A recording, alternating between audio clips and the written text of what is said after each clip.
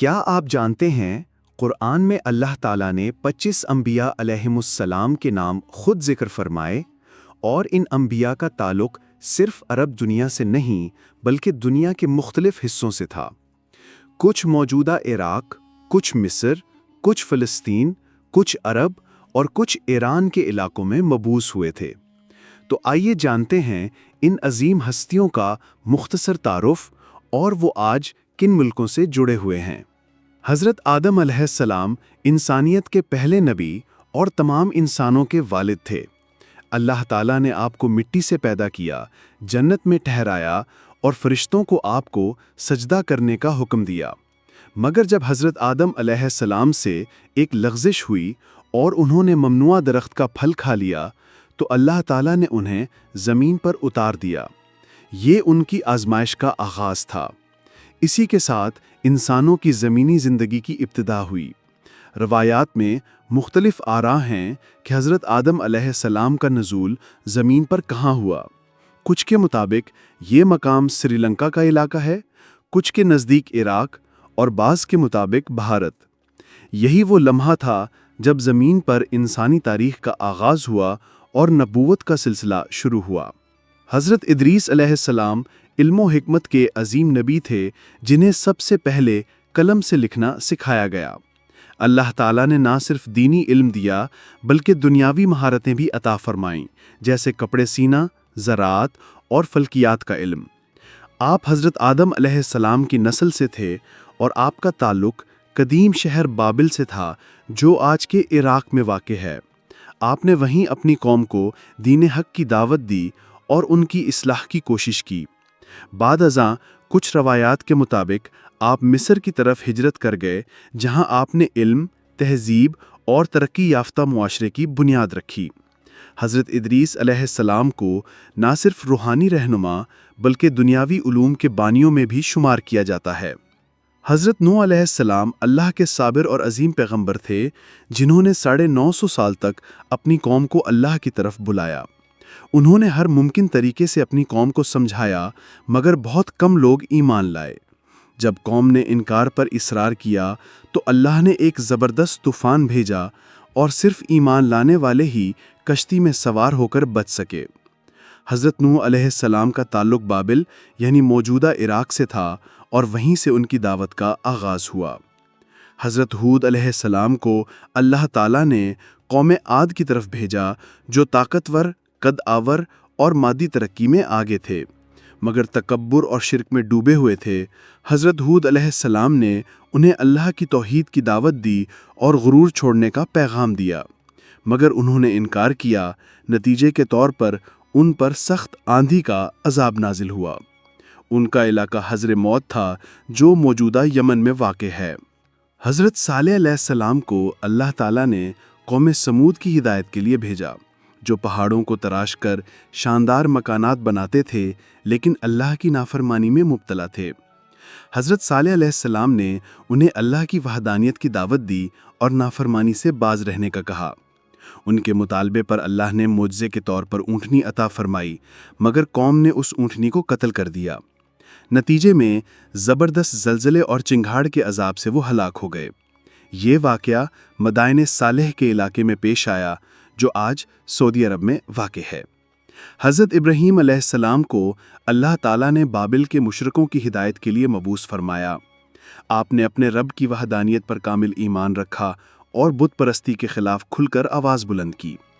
آپ نے قوم کے معبودوں کو توڑا اور دلیل سے سمجھایا کہ صرف اللہ ہی سچا معبود ہے۔ آپ کو آگ میں جلانے کی کوشش کی گئی مگر اللہ نے آگ کو ٹھنڈا کر دیا۔ حضرت ابراہیم علیہ السلام کا تعلق عراق کے علاقے بابل سے تھا اور وہی ان کی دعوت کا مرکز تھا۔ حضرت لوط علیہ السلام حضرت ابراہیم علیہ السلام کے بھتیجے تھے جنہیں اللہ نے قوم لوط کی طرف نبی بنا کر بھیجا۔ یہ قوم بے حیائی اور بدفعلی جیسے سنگین گناہوں میں مبتلا تھی۔ حضرت لوط علیہ السلام نے بار بار سمجھایا اور اللہ کے عذاب سے ڈرایا مگر وہ اپنی بدعمالیوں پر ڈٹے رہے۔ آخرکار اللہ کا سخت عذاب آیا، زمین کو الٹ دیا گیا اور ان پر پتھروں کی بارش ہوئی۔ یہ واقعہ بحر مردار یعنی ڈیڈ سی کے آس پاس کے علاقے میں پیش آیا جو آج کے اردن اور فلسطین کی سرحد پر واقع ہے۔ حضرت اسماعیل علیہ السلام حضرت ابراہیم علیہ السلام کے بیٹے تھے اور عربوں کے جد امجد۔ اللہ کے حکم پر حضرت ابراہیم علیہ السلام نے انہیں اور ان کی والدہ حضرت ہاجرہ کو مکہ کی بے آب و گیا وادی میں چھوڑا، جہاں بعد میں زمزم کا چشمہ جاری ہوا۔ حضرت اسماعیل علیہ السلام صبر، قربانی اور اطاعت کی اعلیٰ مثال تھے۔ وہ اپنے والد کے ساتھ مل کر خانہ کعبہ کی تعمیر میں شریک ہوئے، جو آج بھی مسلمانوں کا قبلہ ہے۔ ان کا قیام مکہ میں تھا، جو آج کے سعودی عرب میں واقع ہے۔ حضرت اسحاق علیہ السلام حضرت ابراہیم علیہ السلام کے دوسرے بیٹے تھے اور نبیوں کی بابرکت نسل کے اہم فرد، جن کی اولاد سے بنی اسرائیل کے انبیاء آئے۔ اللہ تعالیٰ نے انہیں نبوت عطا فرمائی اور کنعان کی سرزمین میں ہدایت کا پیغام پہنچایا۔ وہ نہایت متقی، نیک اور صابر انسان تھے۔ ان کا قیام فلسطین کے علاقے میں تھا، جو آج کے فلسطین اور اسرائیل کے علاقوں پر مشتمل ہے۔ حضرت یعقوب علیہ السلام حضرت اسحاق علیہ السلام کے صاحبزادے اور حضرت ابراہیم علیہ السلام کے پوتے تھے۔ اللہ تعالیٰ نے انہیں نبوت عطا فرمائی اور ان کی اولاد کو بنی اسرائیل کہا گیا، جو آگے چل کر کئی انبیاء کی قوم بنی۔ وہ صبر، دعا اور تقوی کی علامت تھے۔ خاص طور پر حضرت یوسف علیہ السلام کے واقعے میں ان کا صبر قابل مثال تھا۔ حضرت یعقوب علیہ السلام کا قیام فلسطین میں تھا، جو آج کے موجودہ فلسطینی علاقوں میں واقع ہے۔ حضرت یوسف علیہ السلام حضرت یعقوب علیہ السلام کے بیٹے اور حسن صبر، حکمت کی مثال تھے۔ اللہ تعالیٰ نے انہیں خوابوں کی تعبیر کا علم عطا فرمایا، جس کی بدولت وہ مصر کے بادشاہ کے دربار تک پہنچے اور قحط کے دور میں وزیر خزانہ بنے۔ ان کی زندگی آزمائشوں، قید، وفاداری اور بلند مقام تک پہنچنے کی حیرت انگیز کہانی ہے۔ حضرت یوسف علیہ السلام نے مصر کے لوگوں کو اللہ کی طرف بلایا اور دین حق کی تبلیغ کی۔ ان کا قیام مصر میں تھا، جو آج بھی موجودہ مصر کے ملک میں واقع ہے۔ حضرت شعیب علیہ السلام کو اللہ تعالیٰ نے قوم مدین اور ایکا کی ہدایت کے لیے بھیجا، جو کاروبار میں دھوکہ، ناپ تول میں کمی اور بدعنوانی میں مبتلا تھیں۔ حضرت شعیب علیہ السلام نے انہیں عدل، دیانت اور اللہ کی عبادت کی دعوت دی، مگر انہوں نے انکار کیا، جس پر اللہ کا عذاب آیا۔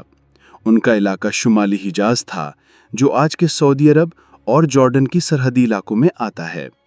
حضرت ایوب علیہ السلام صبر، شکر اور وفاداری کی زندہ مثال ہیں۔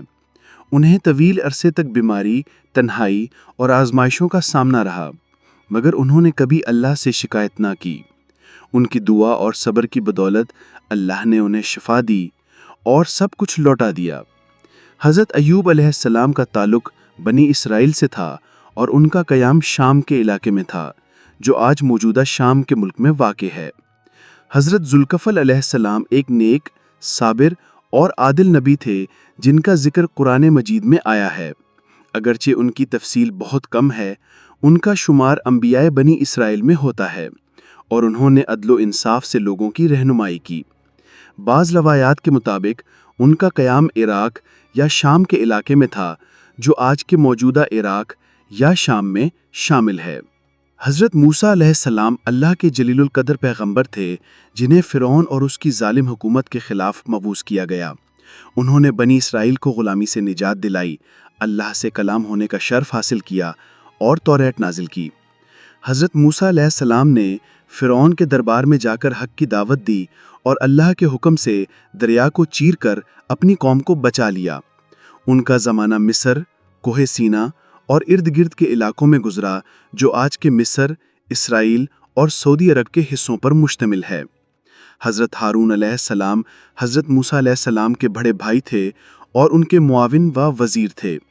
اللہ تعالیٰ نے انہیں بھی نبوت عطا فرمائی تاکہ وہ حضرت موسیٰ کی مدد کریں اور بنی اسرائیل کو دین حق کی دعوت دیں۔ وہ نرم گفتار، حکمت والے اور لوگوں کو اللہ کی طرف بلانے میں پیش تھے۔ ان کا قیام مصر میں تھا، جو موجودہ مصر کے علاقے میں واقع ہے۔ حضرت داؤد علیہ السلام اللہ کے نبی اور بنی اسرائیل کے بادشاہ تھے۔ انہیں زبور عطا کی گئی اور وہ انصاف، عبادت، جنگی مہارت اور خوبصورت آواز کے لیے مشہور تھے۔ اللہ تعالیٰ نے ان کے ہاتھوں ظالموں کو شکست دی اور ایک منظم حکومت عطا کی۔ ان کا قیام فلسطین میں تھا، جو آج کے فلسطین اور اسرائیل کے علاقوں میں شامل ہے۔ حضرت سلیمان علیہ السلام حضرت داؤد علیہ السلام کے بیٹے اور عظیم نبی و بادشاہ تھے۔ اللہ تعالیٰ نے انہیں جنات، پرندوں اور ہوا پر بھی اختیار عطا فرمایا۔ وہ حکمت، انصاف اور معجزات سے بھرپور زندگی کے حامل تھے۔ ان کا مشہور واقعہ ملکہ سبا یعنی یمن کے ساتھ پیش آیا، جس نے اسلام قبول کیا۔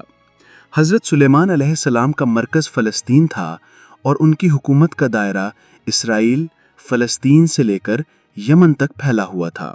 حضرت الیاس علیہ السلام کو اللہ تعالیٰ نے قوم بال بک کی اصلاح کے لیے بھیجا، جو بت بال کی پوجا کرتی تھی۔ انہوں نے قوم کو توحید کی دعوت دی، گمراہی سے روکا اور صبر کے ساتھ پیغام حق پہنچایا، مگر قوم نے انکار کیا۔ ان کا علاقہ بال بک تھا، جو آج کے لبنان میں واقع ہے۔ حضرت الیسا علیہ السلام حضرت الیاس علیہ السلام کے جانشین اور بنی اسرائیل کے نبی تھے۔ انہوں نے اپنے پیش رو کی دعوت کو جاری رکھا اور قوم کو اللہ کی طرف بلایا۔ وہ صابر، نیک اور راہ حق پر قائم رہنے والے نبی تھے۔ ان کا قیام شام کے علاقے میں تھا، جو آج کے موجودہ شام میں واقع ہے۔ حضرت یونس علیہ السلام کو قوم نینوا کی ہدایت کے لیے بھیجا گیا، جو عراق کے شہر موصل میں آباد تھی۔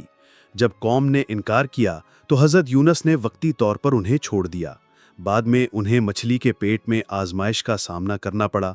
انہوں نے سچے دل سے توبہ کی، اللہ نے معاف فرمایا اور ان کی قوم نے بھی آخرکار ایمان قبول کر لیا۔ ان کا علاقہ موصل تھا، جو آج کے عراق میں واقع ہے۔ حضرت زکریا علیہ السلام ایک نیک، پرہیزگار اور سچے نبی تھے، جنہوں نے اللہ سے خفیہ طور پر اولاد کی دعا مانگی، حالانکہ وہ بوڑھے ہو چکے تھے۔ اللہ نے ان کی دعا قبول کی اور حضرت یحییٰ علیہ السلام کی بشارت دی۔ حضرت زکریا علیہ السلام بنی اسرائیل کی ہدایت کے لیے فلسطین کے علاقے میں مبعوث ہوئے، جو آج بھی موجودہ فلسطین میں واقع ہے۔ حضرت یحییٰ علیہ السلام حضرت زکریا علیہ السلام کے بیٹے اور اللہ کے برگزیدہ نبی تھے۔ وہ سچائی، تقوی اور بے باکی کی علامت تھے۔ انہوں نے بنی اسرائیل کو اللہ کی طرف بلایا اور باطل سے ڈٹ کر مقابلہ کیا، جس کے نتیجے میں حق کی راہ میں شہید کر دیے گئے۔ ان کا قیام فلسطین کے علاقے میں تھا، جو آج کے فلسطین اور اردن کے علاقوں میں آتا ہے۔ حضرت عیسیٰ علیہ السلام اللہ کے جلیل القدر رسول اور انجیل کے حامل نبی تھے، جنہیں بنی اسرائیل کی اصلاح کے لیے بھیجا گیا۔ انہوں نے مردوں کو زندہ کیا، بیماروں کو شفا دی اور معجزات کے ذریعے اللہ کی قدرت ظاہر کی۔ بنی اسرائیل نے ان کی مخالفت کی، مگر اللہ نے انہیں بچا لیا اور آسمان پر اٹھا لیا۔ ان کا قیام فلسطین میں تھا، جو آج کے فلسطین اور اسرائیل کے علاقوں میں شامل ہے۔ حضرت محمد صلی اللہ علیہ وسلم اللہ کے آخری نبی اور پوری انسانیت کے لیے رحمت بنا کر بھیجے گئے۔ آپ صلی اللہ علیہ وسلم نے توحید، انصاف، اخوت اور انسانیت کا پیغام دنیا بھر میں پھیلایا۔ آپ صلی اللہ علیہ وسلم کی سیرت ہر دور کے لیے مشرِ راہ ہیں۔ آپ صلی اللہ علیہ وسلم کا قیام مکہ اور مدینہ میں رہا، جو آج سعودی عرب کا حصہ ہیں۔ یہ وہ عظیم ہستیاں ہیں جنہوں نے دنیا کو ہدایت، صبر، اخلاص اور حق کا پیغام دیا۔ اگر ہم ان کے پیغام کو سمجھیں اور اپنائیں تو آج کے دور کی گمراہی، فتنوں اور بے راہ روی کا مقابلہ کر سکتے ہیں۔ یہ صرف ماضی کی تاریخ نہیں، یہ ہمارا ایمان، ہماری رہنمائی اور ہماری زندگی کا چراغ ہیں۔